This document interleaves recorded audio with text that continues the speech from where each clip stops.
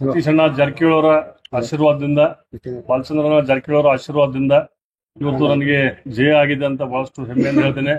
ಇವತ್ತು ನಾನು ಒಬ್ಬನೇ ಅಲ್ಲದೆ ನನಗ ಬಹುಶಃ ಆರು ಜನ ಅವಿರೋಧವಾಗಿ ಆಯ್ಕೆಯಾಗಿದ್ದಾರೆ.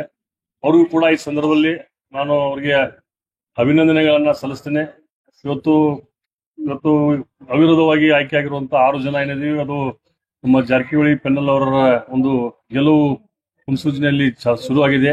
ಅತಿ ಶೀಘ್ರದಲ್ಲಿ ಅಕ್ಟೋಬರ್ 19ನೇ ತಾರೀಕು ನಮ್ಮ ಜಾರಕಿಹೊಳಿ ಪೆನ್ನಲ್ ಸುಮಾರು 13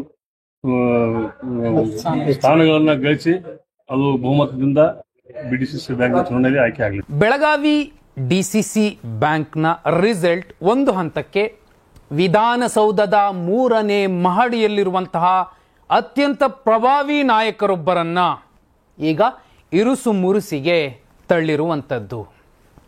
ನಾಡಿನ ಪ್ರತಿಷ್ಠಿತ ಪತ್ರಿಕೆಯೊಂದರ ವಿಶ್ಲೇಷಣಾ ವರದಿ ಅತ್ಯಂತ ಸ್ಪಷ್ಟವಾಗಿ ಹೇಳ್ತಿದೆ.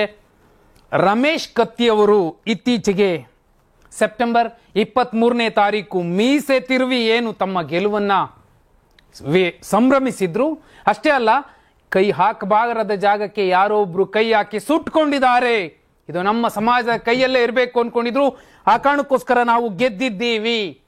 ಹುಕ್ಕೇರಿ ಗ್ರಾಮೀಣ ವಿದ್ಯುತ್ ಸಹಕಾರ ಸಂಘದ 15 ಬೆಂಬಲಿಗರನ್ನು ಗೆಲ್ಲಿಸಿಕೊಂಡಾಗ ರಮೇಶ್ ಕತ್ತಿ ಅವರು ಆಡಿದ್ದಂತಹ ಮಾತುಗಳಿವು. ಸವಾಲೆಸ್ತಿದ್ರು, ಡಿಸಿಸಿ ಬ್ಯಾಂಕ್ ಬರಲಿ, ಆ ಎಲೆಕ್ಷನ್ನಲ್ಲೂ ಕೂಡ ನಾವು ಸತೀಶ್ ಜಾರಕಿಹೊಳಿ ಅಥವಾ ಜಾರಕಿಹೊಳಿ ಕುಟುಂಬದ ಅಶ್ವಮೇಧ ಯಾಗದ ಕುದುರೆಯನ್ನ ಕಟ್ಟಿ ಹಾಕ್ತೀನಿ ಅಂತ ಹೇಳಿದ್ರು. ಹಾಗಿದ್ರೆ ಆ ಗೆಲುವಿನ ಹಿಂದೆ, ಆ ಮೀಸೆಯ ಹಿಂದೆ ಯಾರಿದ್ರು? ಮಹಾನಾಯಕ ಇದ್ದ ಅನ್ನುವಂಥದ್ದು ಇದೀಗ ಚರ್ಚೆ ಆಗ್ತಿರುವಂತಹ ವಿಚಾರ. ಯಾರು ಆ ಮಹಾನಾಯಕ? ರಮೇಶ್ ಜಾರಕಿಹೊಳಿ ಅವರು ಹೇಳಿದ್ರು. ಯಾಕೆ ಆ ಮಹಾನಾಯಕ ಮತ್ತೆ ಬೆಳಗಾವಿಯ ಕಡೆ ದಿಕ್ಕು ದೃಷ್ಟಿ ನೆಟ್ರು? ತುಮಕೂರಲ್ಲಿ ಒಬ್ಬನ ದಮನಿತ ಶೋಷಿತ ಸಮುದಾಯದ ನಾಯಕನನ್ನ ಟ್ರಾಪ್ ಮಾಡಿದ್ರು, ಅವರು ಕೂಡ ಹೇಳಿದ್ರು ಮಹಾನಾಯಕ ಅಂತ. ಅದೇ ರೀತಿ ಸತೀಶ್ ಜಾರಕಿಹೊಳಿ ಅವರ ವೇಗವನ್ನು ತಗ್ಗಿಸುವ ಪ್ರಯತ್ನಗಳು ನಡೀತಾ. ಕಾರಣ ನೋಡಿ, ಪಕ್ಷ ಸಿದ್ಧಾಂತ ಎಲ್ಲವನ್ನ ಮೀರಿ ಕುಟುಂಬ ಪ್ರತಿಷ್ಠೆಯ ಸಹಕಾರ ಚುನಾವಣೆಯಲ್ಲಿ ವಿರೋಧಿ ಬಣಕ್ಕೆ ಡಿಕೆ ಶಿವಕುಮಾರ್ ಬಲ ತುಂಬಿದ್ದಾರೆ ಎನ್ನುವುದು ಜಾರಕಿಹೊಳಿ ಸಿಟ್ಟಿಗೆ ಕಾರಣ ಎನ್ನುವ ಗುಸುಗುಸು ಮಾತುಗಳು ಕೇಳಿ ಬರ್ತಿವೆ. ಹುಕ್ಕೇರಿ ವಿದ್ಯುತ್ ಸಹಕಾರಿ ಚುನಾವಣೆಯಲ್ಲಿ ರಮೇಶ್ ಕತ್ತಿ ಮತ್ತು ಸಹೋದರ ಉಮೇಶ್ ಕತ್ತಿ ಪುತ್ರ ನಿತಿನ್ ಸ್ಪಷ್ಟವಾಗಿ ಮೇಲುಗೈ ಸಾಧಿಸಿದ್ದರು. ಜೊತೆಗೆ ಬೆಳಗಾವಿ ಸಹಕಾರ ಸಂಘದ ಚುನಾವಣೆಯಲ್ಲಿ ನಮ್ಮ ಪ್ರಭಾವ ತೋರಿಸುತ್ತೇವೆ ಎಂದು ರಮೇಶ್ ಕತ್ತಿ ಮೀಸೆ ತಿರುವಿದ್ದಾರೆ.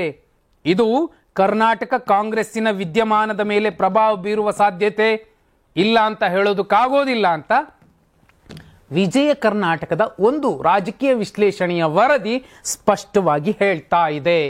ಒಬ್ಬ ರಾಜಣ್ಣನನ್ನ ಹೇಗೆ ಅವರ ವೇಗವನ್ನು ತಗ್ಸಿದ್ರು, ಸಿಎಂ ಸ್ಥಾನಕ್ಕೆ ಮತ್ಯಾರು ಬರಬಾರ್ದು, ಒಬ್ಬ ಹಿಂದ ನಾಯಕ ಸಿದ್ದರಾಮಯ್ಯನೇ ಇರಬೇಕು ಅಂತ ಪ್ರತಿಪಾದನೆ ಮಾಡ್ತಿದ್ರು, ಅಂತಹ ನಾಯಕ ಮಾತೇ ಆಡದಂತೆ ಮಾಡಿದ್ದು ಮಹಾನಾಯಕ ಅನ್ನುವಂಥದ್ದು ಚರ್ಚೆ. ಆದರೆ ಇಲ್ಲಿ ಯಾಕೆ ಕೆಪಿಸಿಸಿ ಪಟ್ಟವನ್ನ ಪದೇ ಪದೇ ಕೇಳ್ತಿರುವಂಥದ್ದು, ಅತ್ಯಂತ ಪ್ರಬಲ ಪ್ರತಿಸ್ಪರ್ಧಿಯಾಗಿ ಕಾಣ್ತಿರುವಂಥದ್ದು ಕಾಂಗ್ರೆಸ್ನಲ್ಲಿ ಡಿಕೆ ಶಿವಕುಮಾರ್ ಅವರಿಗೆ, ಅದು ಸತೀಶ್ ಜಾರಕಿಹೊಳಿ ಏನೇ ಇರಬಹುದು. ಆದರೆ ಒಂದು ಸಲ ಅತ್ಯಂತ ಸೈಲೆಂಟ್ ಆಗಿ ಪ್ಲಾನ್ ಮಾಡಿದ್ರೆ ಅದು ವರ್ಕೌಟ್ ಆಗುತ್ತೆ. ಅದು ಸತೀಶ್ ಜಾರಕಿಹೊಳಿ ಅವರ ರಣತಂತ್ರದ ಒಂದು ಭಾಗ.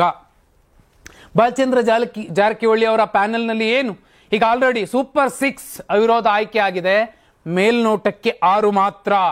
ಆದರೆ ರಿಸಲ್ಟ್ ಬರೋಕೆ ಮುಂಚೆನೆ ಈಗ ಮಾತಾಡ್ತಿರುವ ಚರ್ಚೆ ಸೂಪರ್ 10 ಆಲ್ರೆಡಿ ಮ್ಯಾಜಿಕ್ ನಂಬರ್ ಬಂದಾಯಿತು. ಯಾವ್ದ್ಯಾವುದು ನೋಡಿ, ಗೋಕಾಕ್ ಅಮರನಾಥ್ ಜಾರಕಿಹೊಳಿ, ಯರಗಟ್ಟಿ ವಿಶ್ವಾಸ್ ವೈದ್ಯ, ಸೌದತ್ತಿ ವಿರೂಪಾಕ್ಷ ಮಾಮನಿ,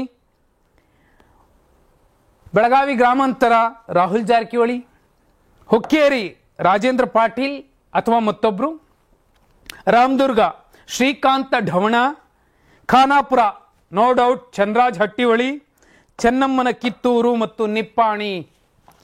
ಇದಿಷ್ಟೇ ಅಲ್ಲ, ಅಥಣಿ ಮತ್ತು ಕಾಗವಾಡದ ನಂಬರ್ಗಳು ಯಾಡಾದ್ರೆ 16 ನಿರ್ದೇಶಕರ ಪಟ್ಟಿ ಏನಿದೆ ಸದಸ್ಯ ಬಲ ಇದೆ.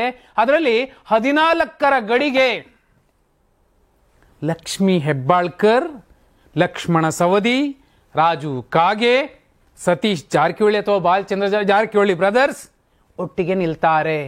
ರಮೇಶ್ ಕತ್ತಿ ಅವರ ಬೆನ್ನಿಗೆ ಯಾವ ಪ್ರಭಾವಿ ಮಹಾನಾಯಕ ನಿಂತಿದ್ದರೋ ಅವರಿಗೆ ಸೀದಾ ಠಕ್ಕರ್ ಕೊಡುವಂತಹ ಮತ್ತು ಇನ್ನೂ ಮುಂದಿದೆ ಅಸಲಿ ಹಬ್ಬ.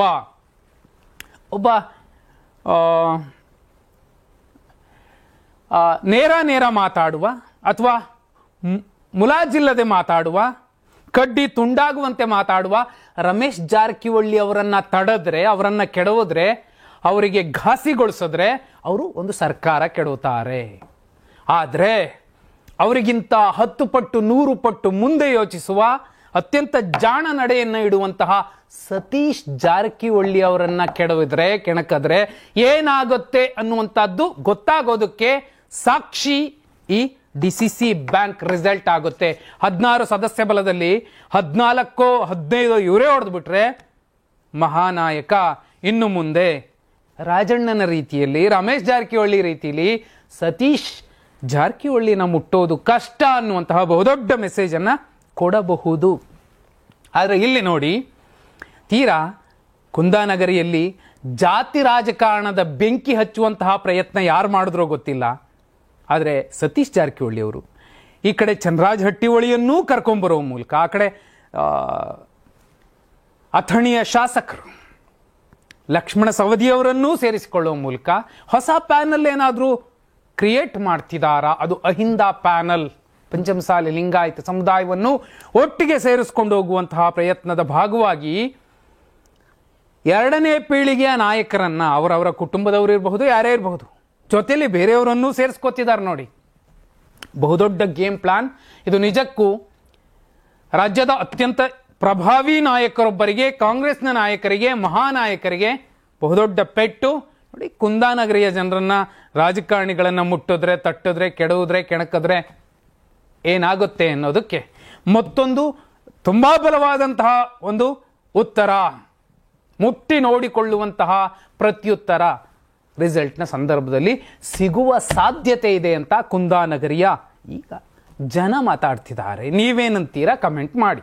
ಸತೀಶ್ ಅಣ್ಣ ಜಾರಕಿಹೊಳಿ ಅವರ ಆಶೀರ್ವಾದದಿಂದ, ಬಾಲಚಂದ್ರ ಜಾರಕಿಹೊಳಿ ಅವರ ಆಶೀರ್ವಾದದಿಂದ ಇವತ್ತು ನನಗೆ ಜಯ ಆಗಿದೆ ಅಂತ ಬಹಳಷ್ಟು ಹೆಮ್ಮೆಯಿಂದ ಹೇಳ್ತೇನೆ. ಇವತ್ತು ನಾನು ಒಬ್ಬನೇ ಅಲ್ಲದೆ ನನಗ ಬಹುಶಃ 6 ಜನ ಅವಿರೋಧವಾಗಿ ಆಯ್ಕೆಯಾಗಿದ್ದಾರೆ. ಅವ್ರಿಗೂ ಕೂಡ ಈ ಸಂದರ್ಭದಲ್ಲಿ ನಾನು ಅವ್ರಿಗೆ ಅಭಿನಂದನೆಗಳನ್ನ ಸಲ್ಲಿಸ್ತೇನೆ. ಇವತ್ತು ಅವಿರೋಧವಾಗಿ ಆಯ್ಕೆಯಾಗಿರುವಂತಹ 6 ಜನ ಏನಿದೀವಿ, ಅದು ನಮ್ಮ ಜಾರಕಿಹೊಳಿ ಪೆನ್ನಲ್ ಅವರ ಒಂದು ಗೆಲುವು ಮುನ್ಸೂಚನೆಯಲ್ಲಿ ಶುರುವಾಗಿದೆ. ಅತಿ ಶೀಘ್ರದಲ್ಲಿ ಅಕ್ಟೋಬರ್ 19ನೇ ತಾರೀಕು ನಮ್ಮ ಜಾರಕಿಹೊಳಿ ಪೆನಲ್ ಸುಮಾರು 13 ಸ್ಥಾನಗಳನ್ನ ಗಳಿಸಿ ಅದು ಬಹುಮತದಿಂದ BDCC ಬ್ಯಾಂಕ್ ಚುನಾವಣೆಯಲ್ಲಿ ಆಯ್ಕೆ ಆಗಲಿದೆ.